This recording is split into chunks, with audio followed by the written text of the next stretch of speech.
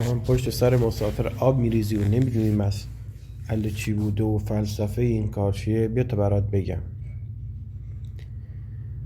زمانی که ایرانیان دنبال فتح سرزمین های مجاور بودن، یکی از سرداران ایرانی به نام هرمزان که سردار و سرلشکر سپاه بود و رئیس خوزستان بود،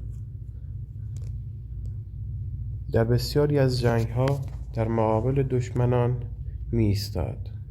او حتی یک بار شکست نخورد و هیچ کس موفق به کشتن او نشد. اما در یکی از جنگ هایی که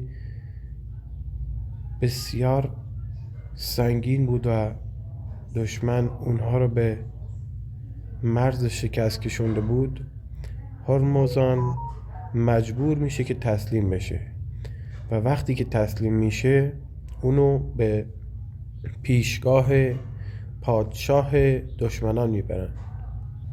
هرمزان به محض این که رسید نزد پادشاه، وقتی پادشاه رو دید و میدونست که مرگش نزدیکه، چون هزاران هزار سرباز و سردار دشمن رو به دست خودش و نظامیاش کشته بود، در پیشگاه شاه که وایستاد گفت من که مرگم نزدیکه، اما خب اگه میتونی سخاوت اینو داری که به من یک جرعه آب بدی، این کارو بکن.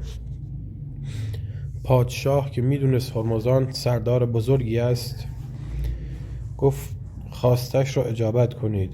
ظرف آب را آوردن و هرمزان فقط به اون نگاه میکرد. وقتی که هرمزان به اون نگاه میکرد، پادشاه گفته که تشنه بودی، پس آبت را بخور. هرمزان فرمود میدانم که تو زمانی که من این آب را تمام کنم جانم را میستانی. پادشاه قسم خورد تا لحظه ای که یک قطره آب در این کاسه هست و تمام آن آب را تو ننوشیده باشی، من کاری به تو ندارم. پادشاه با خود نظر داشت که بعد از 2 دقیقه یا چند دقیقه آب را می نوشد و کار هرمزان تمام می شود. اما هرمزان حرکت عجیبی زد و نصف آب را بر زمین ریخت.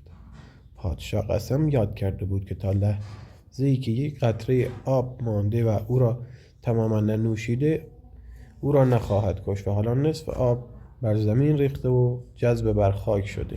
یعنی مرگ هرمزان با توجه به قسمی که پادشاه خورده بود باید کنسل شود.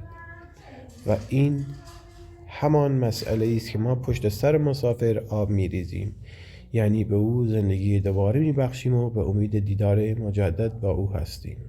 بله دوستان، حکایت این بود.